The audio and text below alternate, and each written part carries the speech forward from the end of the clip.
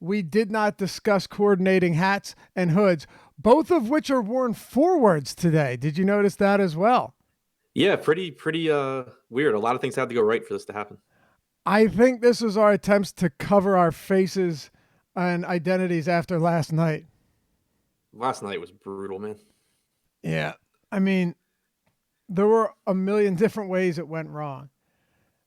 Yeah, Giannis, and Giannis with all a the million of them were my highest owned guys. yeah, yeah, and then the late slate didn't do anyone any. I mean, it was a tough one, man. It was tough. What from the main slate was the worst part of the night? Like, what contributed mostly to it? Because I have a couple things that just threw it totally downhill. Giannis, Luka, Markkanen were the three that I had a lot of that just absolutely died. Um, I think there were like six other players that I had that sucked, but Yeah, those were the three that basically just ended all of my lineups. you know, it's funny because Doncic had his worst game of his young career. He did you see what he shot from the free throw line? 1 for 7, 1 for 9. 1 for 9, 1 for 7 from three, 1 for 9 from the line. Yep, with nine Yeah. turnovers, I think. Yep. I mean, just a brutal, brutal game from Giannis or from John Doncic, and then Still Laurie. scored 30 DraftKings points, which obviously sucks, but Right, it's right. kind of Well, impressive when you factor those in. I thought the same thing from an efficiency standpoint. To how bad he was to even get above 20 fantasy points is something. I mean, he still had like 7 rebounds and 6 assists, 12 points or whatever. Marketing was god awful. He's now looked pretty horrible for the past, I don't know, couple of weeks. The Giannis foul trouble sucked. Bledsoe didn't do me all that well. You know what the big thing for me was? I took a stand on one value play who played 10 minutes. Mo Wagner. Mo Wagner. And the reason it bothered me the most, Adam, wasn't because he only played 10 minutes. It was because JaVale McGee played 30 minutes. You know, you might say, oh, well, why does that bother you? Because when's the last time JaVale McGee's played 33 minutes? Like, Right. And I was kind of mad at myself for going as heavy on Wagner as I did, but I would have been madder at myself if it had been like Jonathan Williams and McGee split all the center minutes, just like we had seen them do in the game before, right. and Wagner just kind of got phased out. But yeah, McGee picking up the minutes, it obviously was a risk you were going to take, but Right. it sucks that it happened there. Right. And a risk that admittedly didn't pay off. And I said this to you before we started that game.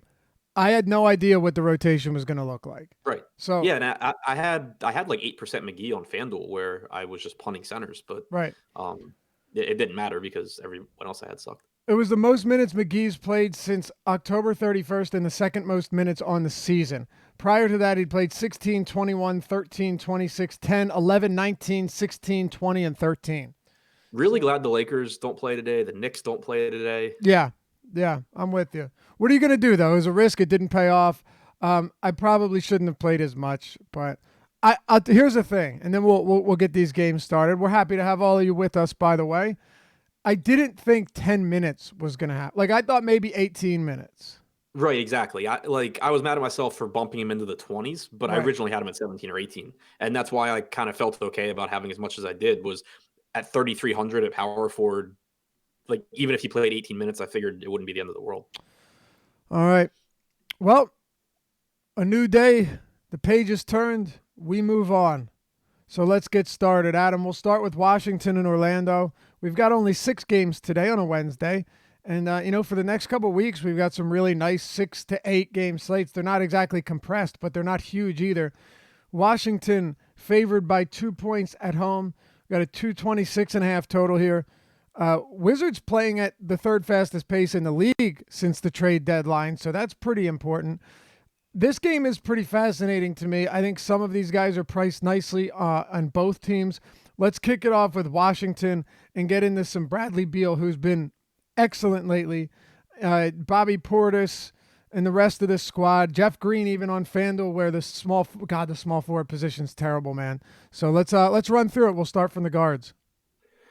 So for Beal, for me, 11-2 on FanDuel is pretty unappealing, Outrageous. especially in the spot against Orlando, who's been the best defense in the league, I think, since the start of February, if not the best. They've definitely been up there.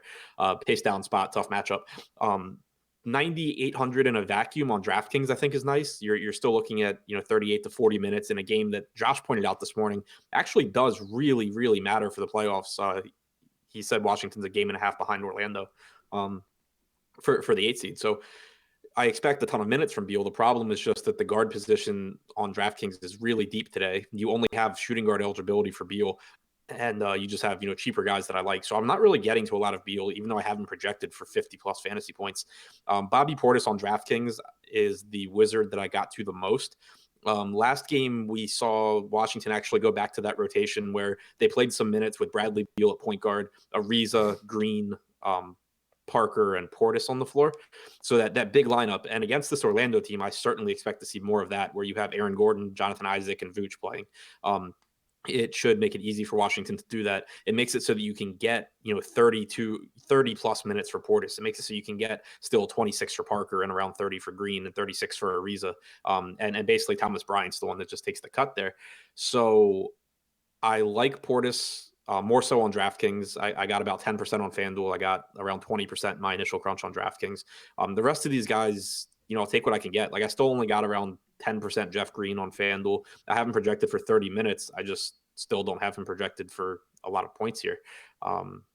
So not as interested in the Washington side overall as I am in the Orlando side. Yeah, look, I like Bobby Portis. This is a good spot for him.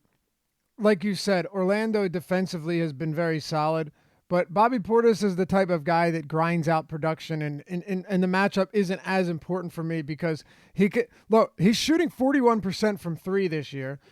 He shoots well around the basket. He's not a bad rebounder. He's a pretty high energy guy, and you're not overpaying for him. I don't think 6,200 is outrageous when you consider he's played 30 plus minutes in each of his last two games, can get up to 33 minutes as we've seen Scott Brooks give him when he's playing well, and he's also a good enough per minute guy that if he only plays 28, he probably isn't going to kill you. By the way, Washington's 2.5 games behind Orlando for the 9th seed. So just okay. Well, that's what I get for not fact checking Josh. I know. Yeah. If you don't fact check Josh, things end up poorly. I just looked it up now. I didn't know. And I'm just kidding, Josh. But they're 28 and 39.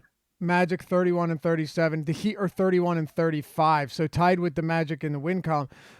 Nevertheless, it's a really important game for the Magic, like big time important game for the Magic, because if they win this one, they are ahead of the Heat in the win column for that 8th seed.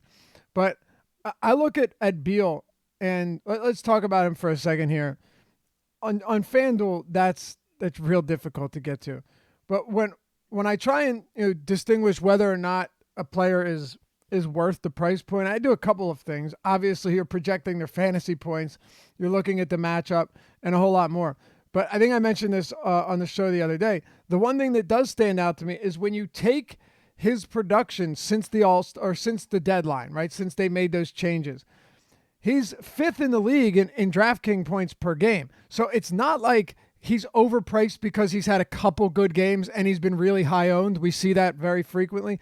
No, he's been outrageous on top of playing 40 minutes per game. So you're looking at like 1.3 fantasy points per minute across 40 minutes per game. The matchup becomes less important when you consider just how many minutes he's playing. So I agree. In a vacuum, he's more appealing than he is when you start to build lineups. But I still don't have an issue with Bradley Beal, especially if his ownership is going to be as low as we initially had it projected, around 8% on DraftKings. Yeah, I mean, I haven't projected for 52 and a half DraftKings points, 51 FanDuel points. I can't, that's in 40 minutes. I can't find a way to get a higher projection for him, but he just still doesn't get into my lineups because of guys like Steph Curry, D'Angelo Russell, Trae Young, talking about DraftKings, these guys are Mike Conley, they're all so underpriced, Chris Paul. And then you have some value with guys like Bradley, DeLon Wright at the position. I mean, there's just so many ways to go at shooting guard. Klay Thompson, I didn't even mention that Beal's kind of just a casualty for me. And if he ends up outscoring that entire group of guys by enough points to justify the salary, then so be it. Congratulations to the guys that have him. Yep. It definitely makes sense that once you look down a little bit further, some plays stand out. Definitely makes it a little bit more difficult. Outside of that, Jeff Green really is just a low-priced play if you need some of them, because small forward on FanDuel is brutal, man. You've got Paul George. We'll talk about him shortly. struggling to knock down his shots. It was, well, I'll get to that later. And then the mid-range is like Oubre against Utah, Ariza at 6,400, Ingles, John Isaac at 6K, Jabari Winslow, Prince, Crowder. It's not pretty. So if you told me you wanted to go down to Jeff Green or, we'll get to Joe Harris instead of paying, 6,400 for Ariza, I understand it and I don't hate that. But really, it is just a product of a very bad position. On the other side, you have Vooch against Washington. What interests me here, Adam, is if you look at Washington against opposing centers since the trade deadline, and I'll reference the deadline a lot when talking about Washington because they're a very different team. They have not been bad against center. They're allowing the highest field goal percentage, but the least points, the least rebounds. They actually have not been bad whatsoever. However, look at who they've faced. They faced a bunch of teams where their starting center was either out or facing teams where the center was, a defensive-minded big that had no real offensive inclination. And then you look at how they've done against Karl Anthony Towns, crushed them. Andre Drummond destroyed them. This does not concern me that they've been better lately because if you look at actual good centers, they've all put up solid numbers against Portis, against this front court. Dwight Powell had a monster game against them as well. That's not a concern to me. No, I completely agree. There's just no reason to think that they're going to be able to slow down someone like Vooch. Right. Bringing in, Bobby Portis and Jabari Parker and playing those guys more minutes in the front court, it makes you more exciting offensively. Bobby Portis, gives them some help as a rebounder, but those guys aren't doing anything defensively to slow down Vooch. Thomas Bryant isn't going to slow him down either, even if they gave him more minutes or something like that. It's just a really, really good spot for him. Getting him right now in about 15 to 20% of my DraftKings lineups, center, again, is a pretty deep position today, even on the 6-game slate. You do have some underpriced guys, but I think it's a really good spot for Vooch. And one other thing to point out is that, as Orlando does try and chase down this 8 seed in the East, we're seeing big minutes from Vooch. For a lot of the season, we had seen his normal playing time come in at, 32, 33 minutes. But recently we're seeing 34, 35, 36. And that, those extra couple of minutes for a guy averaging close to 1.5 points per minute make a pretty big difference. It's huge. We talked about this a month ago, where he had that stretch of like 5 or 6 games where he was up to the 34-minute mark around, and it just makes him so much more appealing. When you project Vooch for 31 minutes and then for the 34, 35 he's been seeing, it makes a massive difference.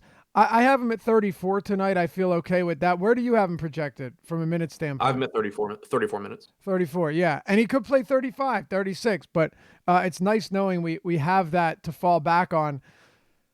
Aaron Gordon is active. He is discounted on DraftKings and FanDuel. He's averaging, I found this interesting, 38 minutes per game in 3 meetings with Washington. Take that for what it's worth. But look, over the last month, he's got 25% usage, north of a fantasy point per minute. He's been decent enough for me to say, yeah, at 67 on DraftKings, 71 on FanDuel. I'm okay with that against the Wizards team that's been terrible against opposing fours all season long. Yeah, and it's just the kind of matchup that I really like taking Gordon in. It's a spot where it's a poor rebounding team in Washington. It's a poor overall defensive team. It's a fast-paced team without much rim protection where, Gordon can, use his athleticism. And again, he hasn't played huge minutes in the last couple of games. One of those was injury related. Last game, he missed some time with the injury, but for the most part, big minutes, can play 36 minutes here. I have him projected for 36. Right now, he's in about a quarter of my DraftKings lineups and about a third of my FanDuel lineups. I just think that he's underpriced for the spot against Washington. So do I. And I'll throw another guy out there and then get your final takes on Orlando. This is one of the games we are going to spend some more time on than others just because of the implications. I was hoping he'd be a little bit less popular, but it still doesn't bother me, especially considering Avery Bradley is significantly higher owned, at least projected to be significantly higher owned. I think Terrence Ross is perfectly fine as well, Adam. He's 30-plus fantasy points in 4 of his last 5. Usage rate has been, I think, around 26 and 27% over the last month and a half. He's he's volatile because he relies on scoring, but Terrence Ross is one of those guys that, if you get 28, 29 minutes from him, he can give you pretty solid production against the pace-up Washington team. Yeah, I like this entire Orlando team, especially with their DraftKings pricing, but he's another one that I like it. It just sets up as a good matchup for him. Should get somewhere between 26 to 28 minutes as usual. I haven't projected for 27. It's a Washington team that doesn't defend the 3-point line well, and we know he's going to come out there and just chuck up shots. Since the start of February, he actually, by like a hundredth of a percentage point or a tenth of a percentage point, has the highest usage rate on the team over Vooch. So the shots are going to be there. It's just a matter of if he makes them. But Washington will give you open looks. So I like the spot for him. DJ Augustine's getting in 15 to 20% of my lineups. Isaac's in about 15% of my DraftKings lineups, less on FanDuel. But there's a lot of different ways to go with this Orlando team because it is such an appealing spot. It is a 6-game slate, and we just kind of know where minutes are coming from for this team more so than some other teams. You and I talked about this on Monday that Washington's actually done a good job of preventing pick and roll efficiency and scoring. But Terrence Ross is a big time catch and shoot player. He's if you look at the numbers on the season, he is towards the top of the league in catch and shoot points. That's not an area that Washington's defense scares me. No, not at all. I mean, you really just have to go back. Remember, we loved Buddy Hield last game when the Wizards played Sacramento, and Hield came out and he sucked, but he shot like 21 times. Right. And just watching that game, it was like wide open three after wide open three, and he just wasn't making them. But if you give those looks to Terrence Ross at a cheap price tag, I'll take that all day. Yep, absolutely. He's 6th in the league in catch and shoot attempts this season. Anything else? I still have less of him than Avery Bradley, but sorry, what's that? I still have less of him than Avery Bradley, but we'll get there. Yeah, and I don't think anyone could blame you for that. Any other takes on Orlando, DJ Augustine? I know you mentioned you have a little bit of Isaac. Anything we haven't touched on before we move on? Yeah, anyone starting for Orlando plus Terrence Ross, I think, is a perfectly fine play. I think maybe with the exception of Fournier, I have at least 15% right now of 5 guys on Orlando. Okay. On DraftKings. Let's move it on here. We'll talk OKC and Brooklyn. It's funny because the 2 7:00 games are 2 of the best games on this slate. OKC at home hosting the Brooklyn Nets. They're 7.5-point favorites, 232.5 total, the highest on the slate. Believe it or not, the only total above 228 on this one. It's one that we're going to have to dig into a bit. Let's start with Russell Westbrook. Russell Westbrook had been shooting really well from the three from beyond the arc. I think that already began to come back down, and there's no way he was going to sustain that. I actually think you said that on Monday before the game. Pretty sure you did. But one thing Kenny Atkinson's team does really well is they prevent 3-point efficiency and prevent volume when it comes to getting up shots from behind the line. You know what they don't prevent? Points in the paint. They're allowing the 5th most points in the paint in the league and the 6th most points off of turnovers. As you can imagine, Russell Westbrook ranks towards the top of the league in both of those categories. I think this is a spectacular spot for Russell Westbrook. Now, we'll get into how much you're going to have of him, we're going to have. But in terms of overall matchup, if there's one guy who can really mitigate not hitting 3-point shots, not taking threes, it is Russell Westbrook over almost anybody in the entire league. Yeah, and also a good rebounding spot for him. Right. I do like the spot a lot for Westbrook. It's site dependent for me how much I think I actually get to. I'm getting to much more of him on FanDuel than I am on DraftKings because I have James Harden as a better play on DraftKings for $200 more, and because the guard position just has so many underpriced guys on DraftKings compared to FanDuel. So I'm kind of saving some money there. But I do really like the spot for Westbrook. It's a much more favorable matchup as far as the way Brooklyn plays defense than the Utah matchup was. Exactly. No question about it. And yeah, it just suits him really well. Aside from Westbrook, we have a few more players. We're going to talk Adams. We're going to talk Jeremy Grant, who's also at a relatively weak position, should play around 34 minutes. But I want to talk about Paul George. And I'll put it simply and bluntly because I don't want to take up too much time on what we've discussed a lot already. He's missed 71% of his field goal attempts and 78% of his threes over his last 6 starts. Thunder 2-4 over that span. Now, he salvaged those to some extent, some of them, with unlimited trips to the free throw line, decent peripherals, and a ton of minutes. He's tied with Bradley Beal for the league lead in minutes per game since the deadline. But what I find interesting is there was a rumor that he might have been playing with a minor or partial tear in his rotator cuff, and that this was on Twitter. And then he comes out and says, "No, it held up fine. I'm just rusty." So I don't know what to think, but the position's so bad, particularly on FanDuel, Adam, that it kind of doesn't matter.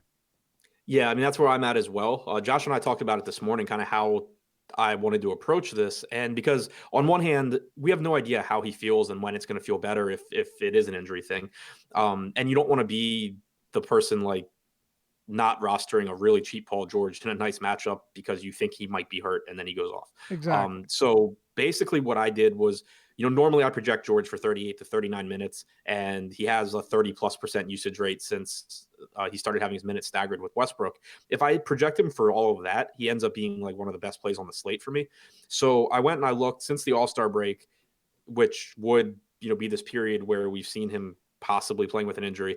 His usage rate's 28.8%.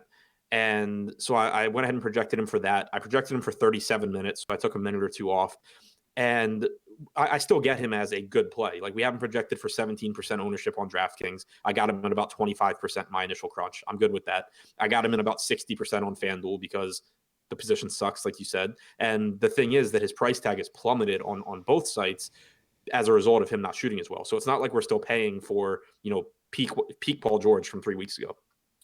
So Right. I'm still getting to a lot of him. It's just that I cut him back enough to where it doesn't, necessarily end my night if he shoots 25% again. Yeah, for sure. I mentioned on Monday that the idea of trying to match the field on George wasn't the worst idea. What did you say you had on FanDuel and DraftKings currently? 60 on FanDuel, 25 on DraftKings.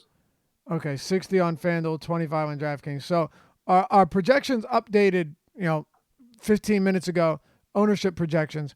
Paul George right now, we're looking at around 34% on FanDuel. That actually seemed low given how shitty the position is, right? Right. And on DraftKings, 20%. So you'd be coming in, assuming that this is, accurate, and we're not expecting it to come in identical, but assuming it's around that, you'd be coming in still pretty heavy over the field on FanDuel.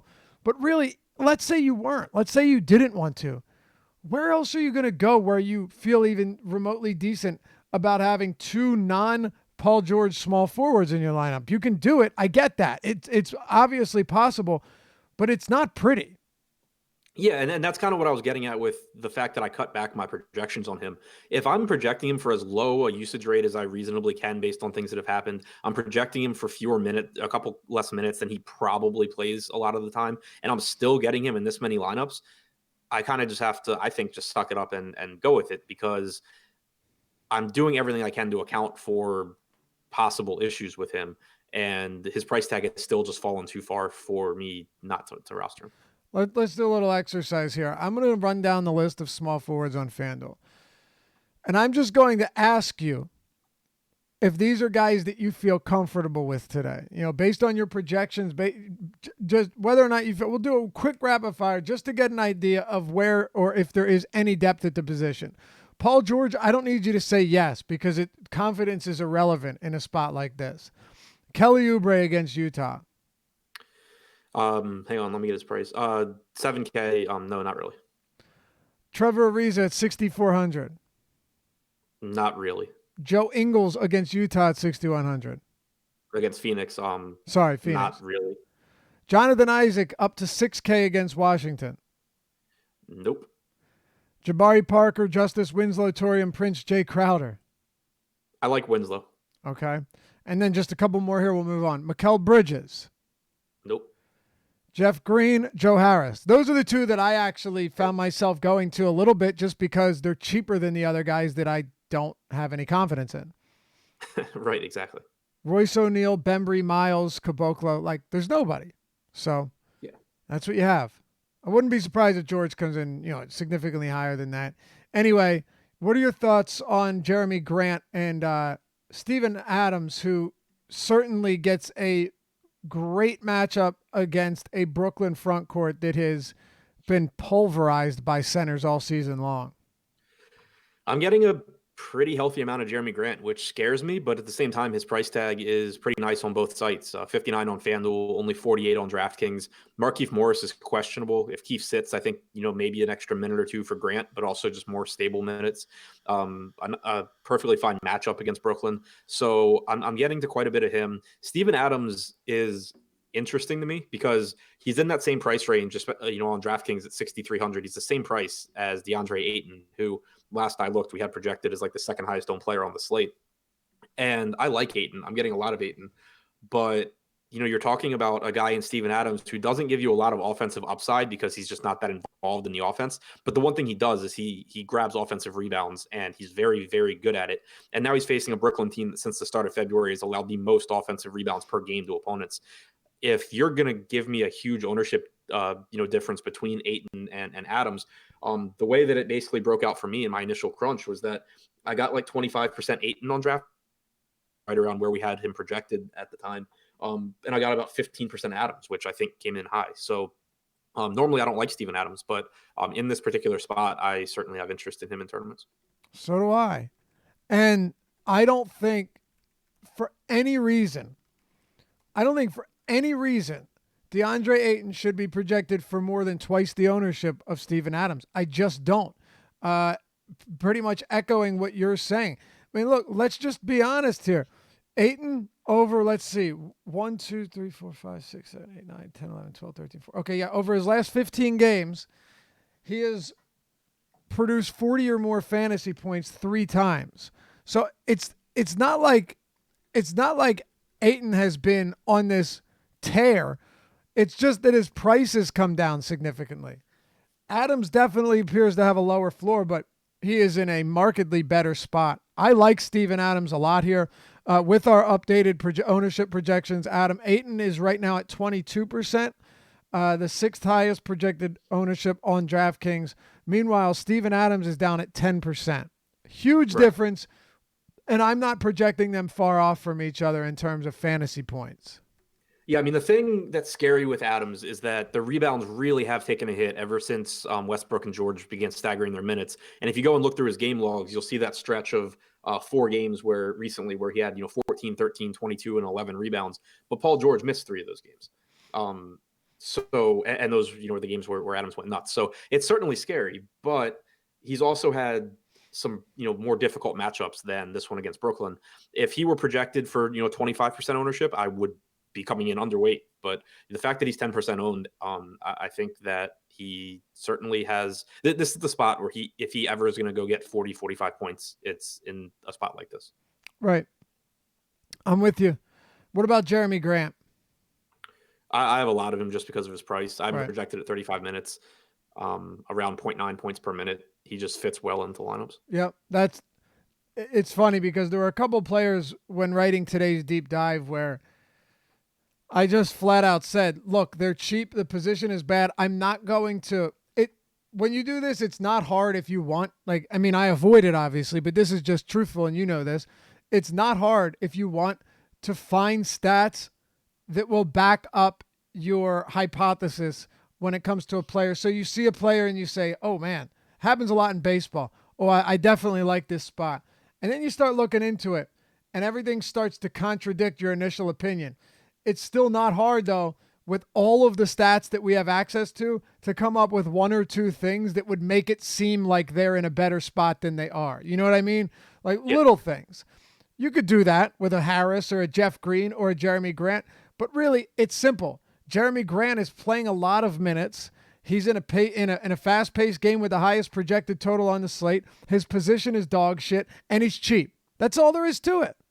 Right. And just looking at the exposures I got on FanDuel, I see that it's a position where, for the most part, I want to pay down at. Like my highest owned guy in my initial FanDuel crunch was Ed Davis at 3,600 at power forward. Then it was Grant at 59. Then you got Gordon and Griffin, but then it goes right back to like Kuruks, Jackson. So it's showing me that I want to be spending my money elsewhere, and Grant lets me get a reasonable play at a cheap enough price tag. Let's talk about the other side of this game. You mentioned Rodions Kurucs. You mentioned Russell earlier. The Brooklyn Nets are 7.5-point road dogs. Again, the highest projected total game of the slate. You said you like Russell quite a bit here. Let's talk about him. He's $7,500 on DraftKings, which is really nice. He's more expensive. He's 8K on FanDuel, which is still fine. Got him at about 17% on FanDuel. In my initial crunch, got him at about 14 on DraftKings, just because there are so many options around him. But, it is a fast-paced game, like you said, the highest total on the slate. Oklahoma City has not been as strong defensively of late as they were earlier in the season. We know that Russell's going to go out there and be heavily involved. And his price tag has really come down from where it was, which on one hand it should, because you have Dinwiddie back, you have Karis LeVert back, and they're cutting into his minutes, if nothing else. But at the same time, you have him in what should be a competitive game, playing 30 to 31 minutes, and he just has so much upside for that price tag. So, I do still like D'Angelo Russell. I think that he's a good player. Yeah, and look, he's cheap. Kenny Atkinson has proven more than willing to run the hot hand, and we've seen that specifically with Spencer Dinwiddie healthy. Now, the reason I mention this is with Spencer Dinwiddie, if Russell at this price, he's $1,400 more expensive on DraftKings. On FanDuel, it's different, $1,200 difference, but different positions. Spencer Dinwiddie's played 30 minutes in 2 of his last 3 games. Had they not blown the doors off of the Pistons and held him to 75 points, he would have played probably 30 minutes in that one. I think Spencer Dinwiddie at this price, I like him a little bit more than Russell just because I get a discount there, and I know that I don't think it's as unlikely as others might think that Dinwiddie could play as many minutes as Russell again. Like when he's playing well, when he comes off the bench and shoots well, he's staying on the court, and we've seen Atkinson's willingness to do that all season long and since he's come back from injury. So Spencer Dinwiddie to me is another guy that I have plenty of interest in. And right now we have him projected at 9% ownership on DraftKings, on FanDuel 10%. I just know that if he comes out of the gate hot, he's going to play 30 minutes in a game that definitely suits his skill set and is going to see a ton of possessions. I have him projected for 30 minutes, but I'm still not getting a lot of him. As far as his rates go, I kind of went in the middle between his usage for the season overall and his usage in the 6 games since coming back.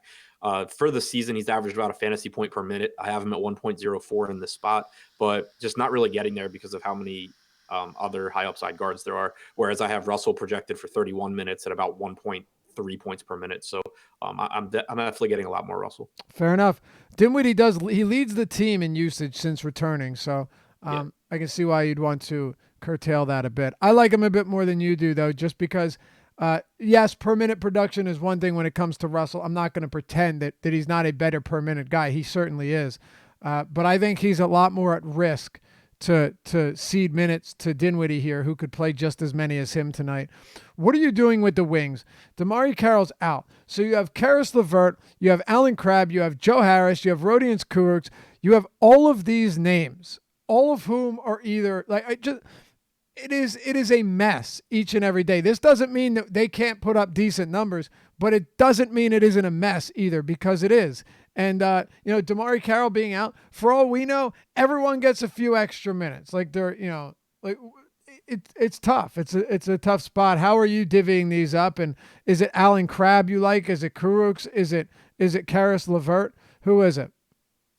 I think it's pretty interesting trying to guess how it's going to go. If you go and look at the last game they played, DeMarre Carroll played, while he was in the game, played every minute that Kurucs did not play. And then in the second half when Carroll was out, Jared Dudley was the direct backup. No one else until garbage time got minutes when Hollis Jefferson came in then. So if you kind of go with that, I still have Hollis Jefferson not playing. I have Dudley picking up some minutes behind Kurucs. I have Kurucs at 30 minutes. This is a smaller team against Oklahoma City, obviously, than Detroit. So I think you could see them play a little bit smaller. And so I have Karis LeVert at 24 minutes. But we have him projected last I checked for pretty high ownership here. And I'm not convinced that he gets a ton of extra run with Carroll out. They just have been playing totally different positions. And we've seen Alan Crabb playing a bunch of minutes over LeVert. Crabb is still there. I have Crabb at 32 minutes. I have LeVert at 24. I have Kurucs at 30. I have Harris at 32. So there's not one guy that's really standing out to me here. Kurucs at 4,600 on FanDuel. Like I said, got into about 17% of my lineups. That's more than I ended up with on DraftKings. On DraftKings, I ended up with Crabb at like 13%, LeVert at like 12, Harris at 10, just kind of like spreading exposure out between those guys. And where do you stand on Jared Allen? DraftKings, I have a lot of him just because the price tag's so cheap. FanDuel, I have basically none of him. It's obviously a tough matchup with Steven Adams, but there's not a ton of great per minute value that's opened up yet on this slate. And getting him at sub 5K on DraftKings, I've been projected for 28 minutes. He gets into a lot of my lineups, even if I project him with rates basically as low as I can. He's still getting into a lot of lineups, whereas on FanDuel he's not. Ed Davis also, I already mentioned that I'm getting a lot of him on FanDuel at 3,600, but he ended up in 10 to 15% of my DraftKings lineups as well in my initial crunch. Obviously not playing him with Jared Allen, but we know the kind of upside that Davis gives you when something weird happens and he's able to get 24 minutes instead of 20. So definitely don't mind taking some shots on him in tournaments just because of the upside at basically minimum price tag. Yeah, and not a ton of cheap value on this slate, at least not value that you feel good about. All right, let's keep it moving. We spent a lot of time on these first two games, but we needed to. This third game, Miami at home against Detroit. They're 2.5-point favorites, 208.5 total. Pretty dreadful game here. We'll start with Miami and let you run through this. You mentioned that you liked Winslow. For the most part, this is a Miami team that I have little to zero interest in. So do I, outside of Winslow at small forward on FanDuel at 5,800. Got him as my second highest owned small forward in my initial crunch over there. But that, again, has more to do with the position than anything. Two teams that play well defensively, two teams that play slow. Miami still with a ton of bodies. Josh Richardson's listed as probable. So, that's really the only thing worth talking about for me. Yeah, it's not pretty. Maybe one day Whiteside will get a surprise start, and it'll come 2 minutes before lock, and I can find a way to get him in there, and he'll be 4,800. But until then, not much for Miami. On the other side, I want to talk about Blake. And you had an interesting comment today. You had quote tweeted Silver, I believe it was, right? The pollster. Nate Silver. What's that? Nate Silver. Nate Silver, yeah. And he had said something about, like people trusting experts over the polls is a mistake and this and that. And you said what did you say? I said that it's applicable to DFS and that because Nate Silver's point was basically that, quote unquote experts, political experts don't know are not better able to predict the future than polls are. And I said that it's very comparable in DFS. Like you get people that want to say, this guy's a good play because X, Y, and Z reason. But if you're just better off listening to projections. And if you're listening to someone just like spout their opinions that aren't projections based, they're probably doing you a disservice. Right. And I completely agree with you. I wanted to bring Blake Griffin into this conversation for a second, though, just to throw in kind of a caveat to that or an exception to the rule.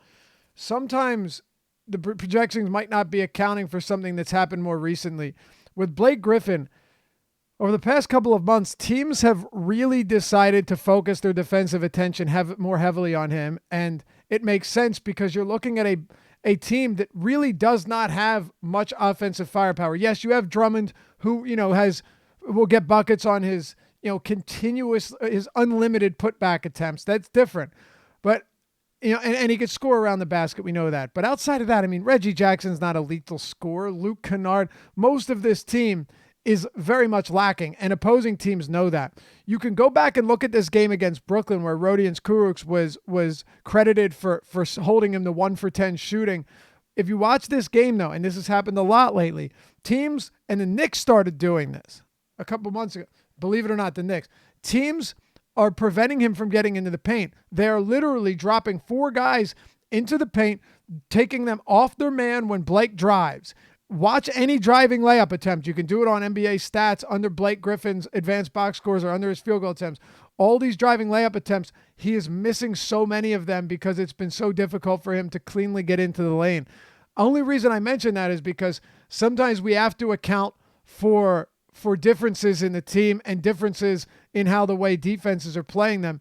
People might say that it's that Blake is fatigued. Maybe that's the case, but I also think the way teams have played him have made his life a lot more difficult. And why would you not play him that way when there really aren't many other options on this team? That said, he's $8,100 on FanDuel, so let's talk about him.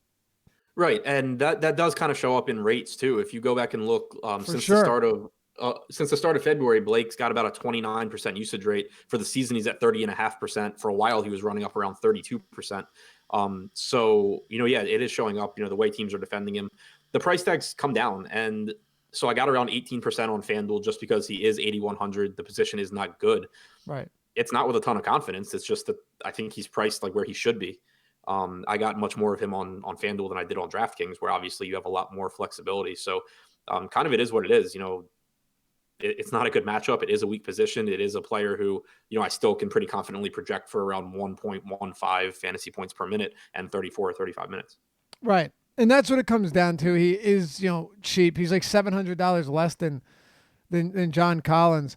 Another thing I don't like, though, and I think 18% makes sense. I just don't want to go super heavy on Blake. Miami is allowing the second fewest points in the paint this season. They've done a very good job of protecting the rim and limiting players in the paint. So I did want to discuss that when it came to Griffin.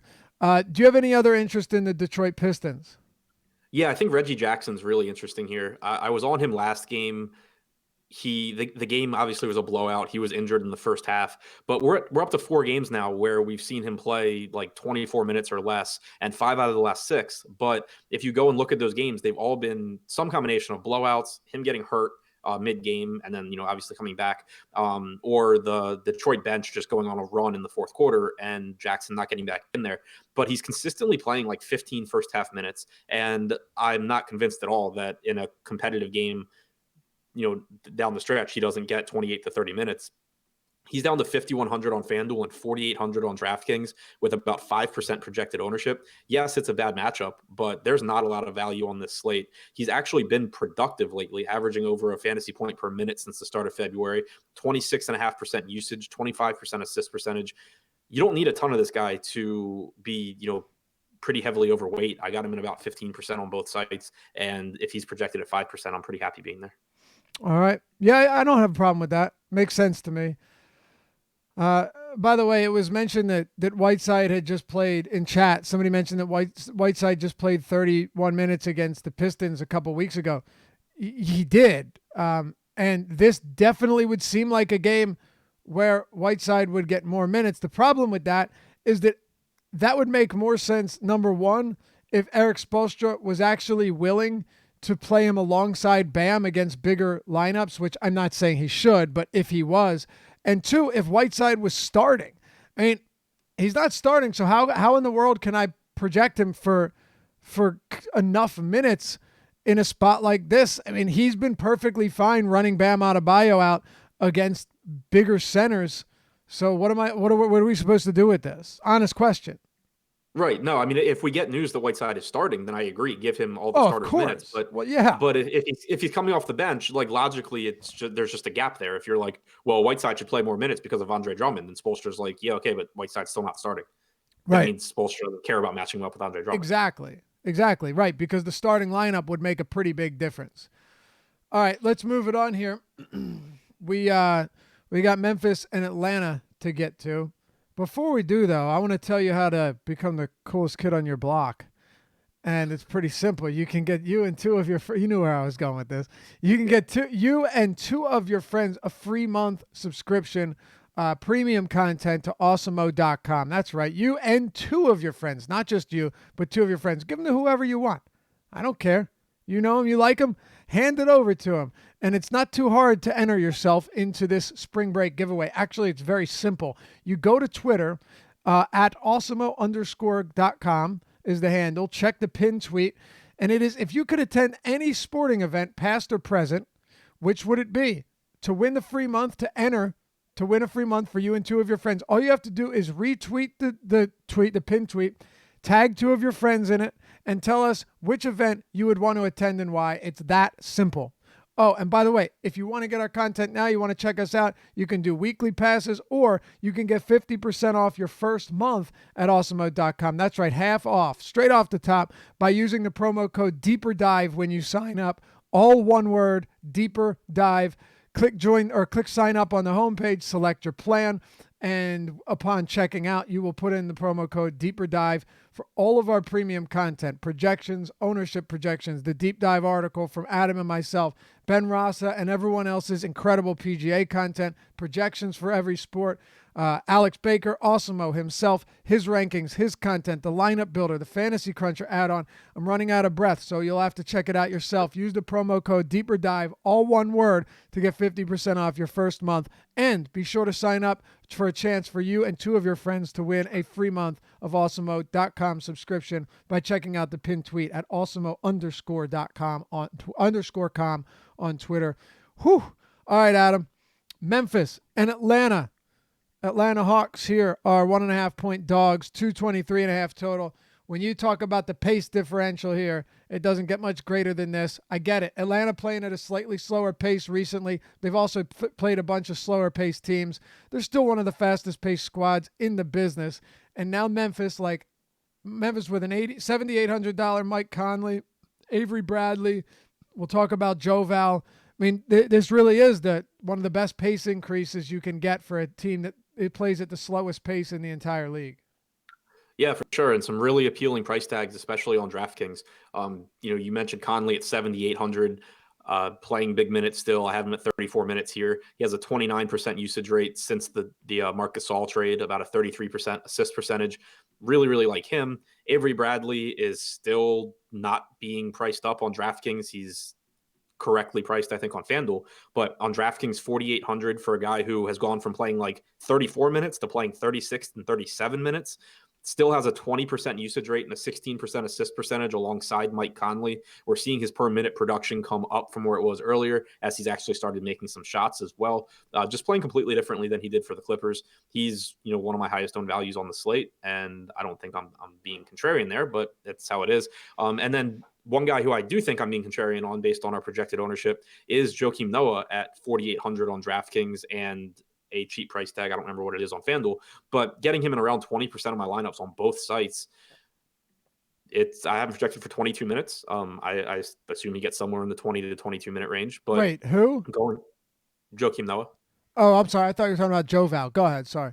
No, Joakim Noah, a cheap price tag, just has still been really good on a per minute basis. He's in a favorable matchup here. He does everything when he's on the floor, and I like saving some money at center today. So, getting there quite a bit.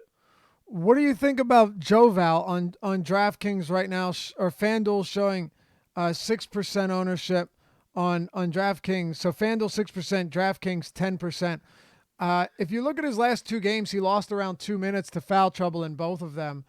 I have him projected at 27 minutes today. Wouldn't be surprised he plays 28 or so. 1.38, I thought, fantasy points per minute since he's come to Memphis. Where are you at on somebody like Joe Val against the Hawks? I think I'm right around the field right now. Got him at about 10% on FanDuel, about 5% on 10% on DraftKings, 5% on FanDuel. Okay. I have more Noah just because of the price and because I want to pay up for guard. And same matchup, and it's not like Noah has not been productive in the limited work that he's been getting. He's been very productive, so yeah. I don't have any issue with that at all. I actually have less on DraftKings. Okay. I do like Valanciunas, though, just as a tournament play. I don't think it's crazy to think he gets 28 or so minutes here. And if he does, if he happens to play more minutes than that, we've seen Bickerstaff give him 30 and then the 32 and then 21 the next day. If he plays 30 minutes here, you're not having Joe Val could be slightly problematic. But, of course, that's a big if. I did just give him the extra minute, like you had said, because I think that just from a, I guess, for lack of a better word, like portfolio standpoint, I don't need to be 4 times the field on Noah and underweight on Joe Val when I really don't know how the minutes are going to split out. No, it makes sense. And if you do go back and look at the past 2 games, he lost about 2 minutes in each of them to foul trouble. So I have no problem putting him at 27. So let's talk about the Hawks. And Mike Conley's a great play. Avery Bradley, Joe Val, you mentioned Noah. the Atlanta Hawks, what are you doing with them? Where John Collins is 76 on DraftKings, at 88 on FanDuel. I have no interest. I mean, this isn't a Hawks team that I have a whole lot of interest in, because with Memphis you get a massive pace increase, and Atlanta you get the biggest pace decrease that you could get in basketball. I'm not really on Atlanta with the exception of Trae Young, just because of his price tag. He's, I think, 7,700 on DraftKings. He's 8,300 on FanDuel. The concern would be that in 5 games since that quadruple overtime game, we haven't seen him play over 32 minutes. So I'm trying not to get carried away with my minutes projections here, but we're still talking about a guy with a 30+% usage rate and a 40+% assist percentage. Yes, it's a pace down spot. Yes, it's a good defense, but the opportunities are still there for him. So he's coming in and around between 20 and 25% on FanDuel or DraftKings, and between 15 and 20% on FanDuel for me. But beyond that, not really getting to anything from Atlanta. All right, 2 more to get to here. Must watch TV tonight. Houston and Golden State at the Toyota Center. 228.5 total, 3.5 point spread. Houston favored at home. What do you think the record on the season series is? This is their 4th game. 3-0 Houston. You knew that. I knew it was at least 2. You knew that. Yeah. They're looking for a season sweep here, Adam. I like Golden State to win this game outright. No Durant. I think they win this one. They've looked pretty lousy lately, but I'm taking Golden State. I expect it to be a very close game. Chris Paul is below 7K on well, you know what? Let's talk about Houston first, and then we'll get over to the Golden State side without Kevin Durant. Go ahead. Very, very different pricing on Chris Paul. Yep. Not really getting there at 8,500 on FanDuel very much, but he right now is my highest owned player on DraftKings at 6,900. Coming off of, a couple of disappointing performances, but the price tag is just pretty much egregious on DraftKings for someone who should play around 33 minutes. I have him projected for 1.2 points per minute in this game. And I just don't see any reason not to roster Chris Paul here at his DraftKings price tag. On FanDuel, again, just totally different, but he's my highest owned guy on DraftKings. Yep, and for good reason. I mean, not playing him there is pretty insane. I mean, the other day I had no problem getting away from him in spots because Tevin Coleman just went to the Niners, and I almost said Tevin Coleman. Because De'Aaron Fox was basically the same price against the Wizards, but he's kind of in a league of his own here. Really like him. Harden, though, I don't see myself landing on a ton of Harden or Clint Capella. Are you highly exposed to the rest of this Houston team?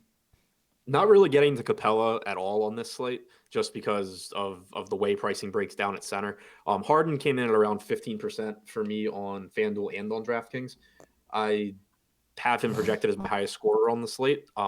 It's much closer on FanDuel to Westbrook, but on DraftKings, where you don't lose points for turnovers and stuff, or lose as many points.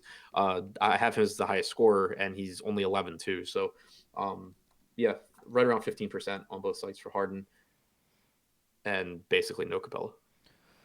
All right. I know you've run these numbers too. We didn't talk about it, but it's interesting. With Kevin Durant off the court since January 18th, which is DeMarcus Cousins' debut date, Curry's usage goes up significantly. Per minute production goes down. DeMarcus Cousins sees a huge spike in usage. Per minute goes from 135 to 14. Klay Thompson sees a usage bump. His per minute production doesn't do a whole lot. Draymond Green actually doesn't get any better at all.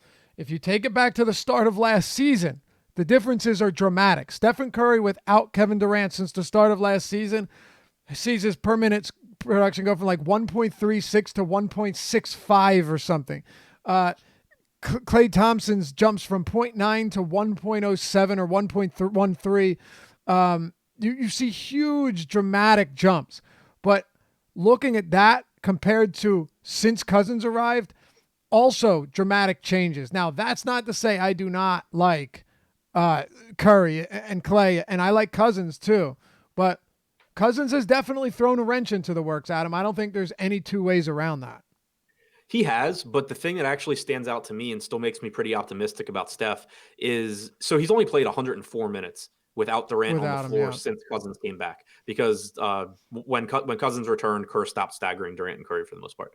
So the usage is still at 35.5%, which it's lower than if you go back to last year where it's like 37+%, but it's still a very high usage rate, and it still would make Steph a great play. Where I think he's losing the per minute production is that his assist Assist. percentage is like 21% compared to being up around like 31% Yep. without Durant last season. And as we know, that's something that stabilizes slower over time because you just have guys missing shots and your assist percentage goes down. So if I project him kind of for in the middle there between the 31 and 21% on the assists, I give him an 8.5% rebounding percentage, which is what he has without Durant since Cousins has been back. And I give him that usage rate that he has since Cousins has been back. I still get him as one of my highest owned guys on DraftKings, coming in at about 40%, and as my highest owned play on FanDuel at only 9,200. So I still feel pretty confident in Curry here, just that I can't really justify going much lower than I have on his rates, and I think there's upside for more. I still love Curry. Just find it interesting that there has been a marked difference in production since Cousins came. Look, you mentioned only 104 minutes without Durant since Cousins arrived, but at the same time, even when you take his numbers with Durant on, without and with Cousins, it's a big difference. And look, how would it not be, right? You're talking about a change from a Kevon Looney or a JaVale McGee to DeMarcus Cousins. Of course, you're going to see a huge change. Kevin Durant's a 30% usage guy. Taking him off the floor here really, really improves the likelihood or increases the likelihood that Curry has a very big game. Houston's not far behind them for first in the West either. I really like Curry here. I'm assuming you don't have a ton of Cousins, but I think Cousins is also in a very strong spot. I mean, you're taking a 30% usage guy out of the lineup. If Cousins plays 30 minutes here, I think I have him projected at 29. What's that? So do I. Yeah. Okay. The sky is the limit. And then Klay Thompson's price is a little bit steep, but I still don't have an issue with him because once again, you're taking a 30% usage guy out of the lineup and replacing him with guys like McKinney and Andre Iguodala. There is no replacement for Kevin Durant. Right. I barely have any Cousins on FanDuel. I have about 15% on DraftKings. I think there's, obviously a ton of upside there. Klay, I'm coming in at around, 20 to 25% on either site. It's another one where it's just one less shooter on the floor, and it makes it easier for Klay to potentially be that hot hand that just goes nuts in this game. So, I have less of him than Curry, but I'm still getting a pretty healthy amount. I'm not really getting much Draymond, but I am getting to Andre Iguodala, which doesn't feel great. But the minutes should be there. We see him, regularly play big minutes in this matchup, and with Durant out, that should make it even easier. I have McKinney projected for about 24 minutes. I have Iguodala at 28, and he's just cheap enough at at weak positions that I'm getting a pretty decent amount. Anybody else for Golden State? Nope, I think that's the entire team. All right, let's close it out here. Utah and Phoenix. By the way, live before lock coming up next, taking you till 7 p.m. Eastern. Phoenix and Utah. The Phoenix Suns are 9-point home dogs. The biggest spread on this slate, 221 total. DeAndre Ayton obviously going to be popular here. Oubre might have some ownership simply because his position's so bad. We talked about Ayton. We don't have to spend a whole lot of time on him, but I'll let you run back over this Suns team in a really tough matchup. Yeah, so I mean, it is a tough matchup. On DraftKings at 6,300, it's just an appealing price point. It's a spot where I kind of hate being overweight on popular guys in bad matchups where the only reason they're popular is just because of their price tag. Exactly. So I'm pretty happy if I come in right around the field on Ayton. If I'm a little over, a little under, I'll be fine. Kelly Oubre on FanDuel, I got close to 20% just because of how bad the position is, like you said. Josh Jackson, kind of the same thing on DraftKings at 3,700. I don't feel great about him, but if he plays around 24 minutes at 3,700, that's good. And then, Tyler Johnson, I got it around like 12%. So kind of, site dependent where I'm going from this Phoenix team, but there are some pricing inefficiencies I think that we can take advantage of. I oddly don't have much from the Utah side, although I thought I would have when I initially looked at this slate.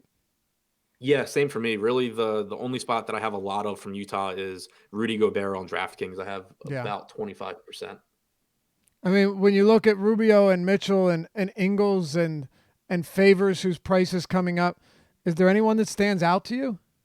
No, and one thing that I think is important to point out with Mitchell is not only does Rubio being back take away assists when they're on the floor together, but be really careful with how you're projecting his assists, because even if you look at recent games with Rubio, Exum and Neto were both out, and so you had Mitchell playing backup point guard. Whereas now with Exum back, I expect there to be a point guard on the floor with Mitchell all of the time, and I think that you get him back below a 20% assist percentage. Yeah, and so it is still a good matchup, but when you have this many guards on the slate and you're kind of splitting hairs between guys, I think it is worth keeping that in mind. Sounds good to me. Thanks as always for watching. That'll do it for us. Stick around for Live Before Lock. And before you head out, it's always appreciated, big time, that you hit that thumbs up, like the video, and show us your support. It helps us out greatly.